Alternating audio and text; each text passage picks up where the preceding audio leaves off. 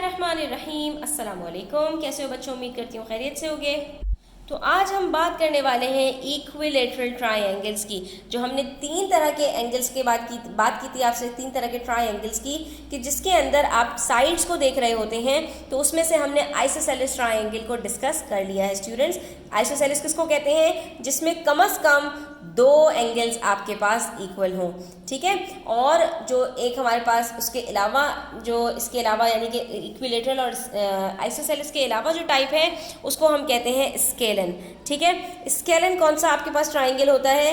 ये वो ट्राइंगल होता है जिसके अंदर तीनों साइड्स इक्वल नहीं होती, तीनों साइड्स नॉन इक्वल होती हैं आपके पास, ठीक है। यानी कि तीनों आपके पास एंगल्स भी अलग अलग होंगे और तीनों साइड्स भी अलग अलग होंगे, उसको हम स्केलन कहते हैं। जिसमें दो साइड्स और दो एंगल्स इक्वल हो उसको हम आइसोसेलेस कहते हैं। और अब बारी आती है तीसरी हमारे पास टाइप की, जिसको हम इक्विलेटरल कहते हैं। और इसका नाम हमारे पास इक्वल से निकला है। इसका मतलब क्या होता है कि इसके अंदर तीनों साइड्स की लेंथ बराबर होती है और तीनों एंगल्स भी बराबर होते हैं।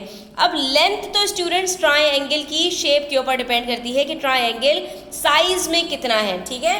तो अगर हमारे पास साइज में छोटा होगा तो उसकी लेंथ जो है वो छोटी कम होंगी, और अगर ट्रायंगल को हम बढ़ाते चले जाएंगे तो उनकी जो लेंथ है वो बढ़ती चली जाएंगी। हाँ, तीनों की लेंथ बराबर रहेगी, लेकिन वो आपस में जो है वो उनकी लेंथ कुछ भी हो सकती है।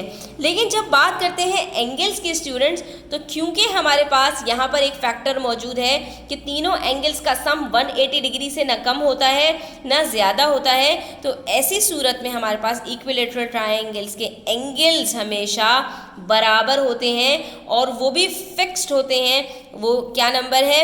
60 डिग्रीज। यानी कि हम जो है वो कह सकते हैं इक्विलेटरल के तीनों एंगल्स हमेशा 60 डिग्रीज के होंगे, क्योंकि 180 डिग्री को जब आप 3 से डिवाइड करते हैं, डिवाइड करने का मतलब क्या है कि तीन एंगल्स के अंदर इक्वली तीनों को शेयर करना है। तो आप यहाँ पर करके देख सकते हैं 3 6 18 और बचता है 0, तो 3 0 0। तो इसके अलावा हमारे पास एंगल्स कुछ भी नहीं हो सकते। अगर एक भी इसके अंदर से 60 के अलावा होगा तो या तो वो हमारे पास आइसोसेलेस ट्रायंगल बनेगा और या स्केलन ट्रायंगल बनेगा, ठीक है स्टूडेंट्स। अगर ये बात आपको समझ में आ गई तो अब आप ये बता सकते हैं कि इन तीनों में से कौन से आपके पास ट्रायंगल्स इक्विलेटरल हैं। तो यहाँ पर इन्होंने हमें बताया स्टूडेंट्स दो एंगल 60 60 के हैं, तो तीसरा भी डेफिनेटली 60 ही होगा, क्योंकि 60 60 60 मिलकर 180 बनते हैं। तो ये तो आपके पास इक्विलेटरल ट्रायंगल है। यहाँ पर इन्होंने आपको ये बताया कि ये आपके पास 60 डिग्रीज है और ये भी आपको यहाँ पर बता रहे हैं कि ये दो साइड्स इक्वल है। इसका मतलब है इसके ऑपोजिट में भी 60 डिग्री होगा। लेकिन क्योंकि यहाँ पर ये शो नहीं कर रहे, अगर यहाँ पर भी ये मार्क लगा होता तो इसका मतलब होता कि आपके पास तीनों एंगल 60 डिग्री के हैं। लेकिन स्टूडेंट्स यहाँ पर अगर आप गौर कीजिए कि अगर ये दोनों साइड्स बराबर हैं तो इन दोनों के एंगल्स बराबर होंगे। जब इन दोनों के एंगल्स बराबर होंगे तो ये दोनों मिलकर 60 डिग्रीज बनाएंगे, और जब दो एंगल 60 डिग्री के हो गए तो तीसरा एंगल खुद ब खुद 60 डिग्री का ही होगा। क्यों? क्योंकि 180 में से जब आप 60 + 60 यानी 120 को माइनस करेंगे तो आंसर 60 के अलावा कुछ नहीं आ सकता।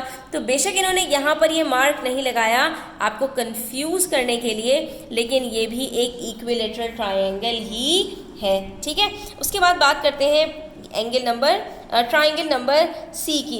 इसके अंदर आपको बताया कि यहाँ पर एक एंगल तो आपके पास 60 डिग्री है, लेकिन क्या आपके पास जो बाकी दोनों हैं वो भी 60 डिग्रीज हैं? तो यहाँ पर आप देख सकते हैं स्टूडेंट्स, ये एंगल 0 से स्टार्ट करें तो ये 50 डिग्री पर आता है, ठीक है। तो ये एंगल तो यहीं पर चेंज हो गया, तो इसका मतलब है कि ये भी आपके पास कुछ और ही होगा। यहाँ पर मैंने इस लाइन के ऊपर रख के देखा तो ये देखिए 0 से स्टार्ट करके तो ये मेरे पास आ रहा है 70 डिग्रीज। तो इस तरह से ये जब तीनों एंगल्स हमारे पास डिफरेंट हो गए तो ये हमारे पास इक्विलेटरल ट्रायंगल नहीं है। बस ये जो दोनों हैं हमारे पास इक्विलेटरल ट्रायंगल्स हैं। अब आ जाइए पेज नंबर 270 पर। यहाँ पर हम कुछ प्रैक्टिस क्वेश्चन सॉल्व कर लेते हैं। हमसे कह रहे हैं कि find the unknown marked angles, ठीक है। हर जगह पर हमें बस दो एंगल्स पता होने चाहिए, तीसरा हम खुद फाइंड आउट कर लेंगे 180 में से उन दोनों के सम को सब्ट्रैक्ट करके। तो यहाँ पर देख सकते हैं स्टूडेंट्स 28 डिग्रीज है, ये 47 डिग्रीज है, एंगल ए हमसे पूछा हुआ है। तो हम यहाँ क्या करेंगे, 28 और 47 को ऐड करेंगे। जब हम इन दोनों को ऐड करेंगे तो हमारे पास 75 आ जाएगा। 180 में से 75 को सब्ट्रैक्ट करेंगे तो बचेगा 105। तो एंगल ए हमारे पास कितना हो गया स्टूडेंट्स 105 डिग्रीज। यहाँ पर ये दोनों एंगल्स गिवन हैं 54 और 81। जब इन दोनों को हम ऐड करते हैं तो हमारे पास आंसर आ जाता है 80 और ये अगर इसका 1 दे दें तो ये 55 हो गया। तो हमारे पास यहाँ पर स्टूडेंट्स आ जाएगा 135 और 135 को जब आप 180 में से सब्ट्रैक्ट करेंगे तो आपके पास बचेगा 45 डिग्रीज। तो ये आपके पास हो गया 45 डिग्रीज। उसके बाद हमारे पास पार्ट सी है।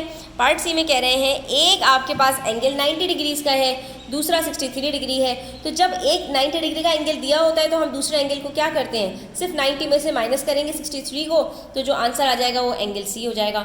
90 माइनस 63 कीजिए, आपके पास आंसर आ जाएगा 27 डिग्रीज। अब यहाँ पर स्टूडेंट्स एक एंगल हमारे पास 90 डिग्री का है और बाकी दोनों एंगल्स हमें नहीं पता, लेकिन ये पता है कि इसके ऑपोजिट जो दोनों एंगल्स हैं ये दोनों आपस में इक्वल हैं। तो 90 डिग्री जब एक एंगल का हो गया तो बाकी दोनों का सम भी 90 डिग्रीज होगा, क्योंकि 90 90 180 बनता है। तो जब दोनों इक्वल हैं तो 90 को आपने क्या करना है, डिवाइड कर देना है 2 से, और 90 को जब 2 से डिवाइड करते हैं तो आंसर आ जाता है 45। इसका मतलब है कि ये दोनों एंगल्स 45 डिग्रीज के हैं। इस तरह तीनों मिलकर 180 डिग्री बन जाएंगे। अब यहाँ देखिए ये 68 डिग्रीज हमें दिया हुआ है स्टूडेंट्स और बताया हुआ है ये दोनों साइड्स इक्वल हैं, यानी कि इनके ऑपोजिट में जो एंगल्स हैं, इसके ऑपोजिट में ये एंगल और इसके ऑपोजिट में ये एंगल, ये दोनों इक्वल होंगे। अगर एक 68 है तो दूसरा भी 68 होगा। तो आपने क्या करना है, यहाँ पर इन दोनों को ऐड कर देना है। जब आप इन दोनों को ऐड करेंगे तो आपके पास आंसर आ जाएगा 136। 136 को आपने 180 में से सब्ट्रैक्ट कर देना है। जब इसको सब्ट्रैक्ट करेंगे तो हमारे पास यहाँ पर 44 डिग्रीज बचेगा और एंगल ई हो जाएगा हमारे पास 44 डिग्रीज का। और इन तीनों को प्लस करके भी देख लीजिए तो आपके पास आंसर आ जाएगा यहाँ पर 120 और 60 प्लस 60 120 और उसके बाद 44 प्लस 16 जो है 60 होता है, तो 120 60 आपके पास 180 डिग्रीज बन गया। अब यहाँ पर देखिए स्टूडेंट्स, यहाँ पर हमसे कह रहे हैं कि ये दोनों साइड्स इक्वल हैं और सिर्फ एक एंगल बताया हुआ है, तो इनके जो ऑपोजिट में एंगल्स होंगे वो भी इक्वल होंगे, यानी इसके ऑपोजिट में ये एंगल और इसके ऑपोजिट में ये एंगल। एक 42 है तो दूसरा भी कितना होगा 42 डिग्रीज। अब यहाँ पर हमने सिंपली क्या करना है, इन दोनों को ऐड कर लेना है। जब इन दोनों को ऐड करेंगे तो आंसर 184 आ गया। 180 में से इसको सब्ट्रैक्ट कर लीजिए। जब सब्ट्रैक्ट करेंगे तो आपके पास बच जाएगा 96 डिग्रीज। इसका मतलब है एंगल एफ हमारे पास 96 डिग्रीज है। इसी तरह पार्ट जी देखिए। पार्ट जी के अंदर भी हमारे पास क्या है स्टूडेंट्स, हमारे पास तीनों साइड्स बता दी कि इक्वल है, एंगल कोई भी नहीं बताया। और जब तीनों साइड्स इक्वल होती हैं इक्विलैटरल ट्रायंगल होता है, और इक्विलैटरल ट्रायंगल के अंदर तीनों एंगल्स हमेशा 60 डिग्री के लिए होते हैं। ठीक है, तो इसके अंदर हमें कोई वर्किंग्स करने की ज़रूरत ही नहीं है। अब यहाँ पर इन्होंने हमें बताया कि एक एंगल हमारे पास 60 डिग्री का है, अलबत्ता ये दोनों जो साइड्स हैं ये आपके पास इक्वल हैं, तो इसके ऑपोजिट में जो एंगल होगा ये आपके पास इक्वल होंगे। इसके ऑपोजिट में ये एंगल है, इसके ऑपोजिट में ये एंगल है। जब एक 60 है तो दूसरा भी 60 होगा, और जब दो 60 है तो तीसरा भी डेफिनेटली 60 होगा। हमसे कौन सा एंगल पूछा है, एंगल एच, तो एंगल एच हमने बता दिया कि ये 60 डिग्रीज है। तो स्टूडेंट्स आज हमने पेज नंबर 270 तक कंप्लीट कर लिया है। आई होप कि आपको क्लियर हुआ होगा। स्टिल कोई क्वेश्चन हो, क्वेरीज हो, कमेंट सेक्शन में पूछ लिया करें। अपना बहुत ख्याल रखिएगा। अल्लाह हाफिज़।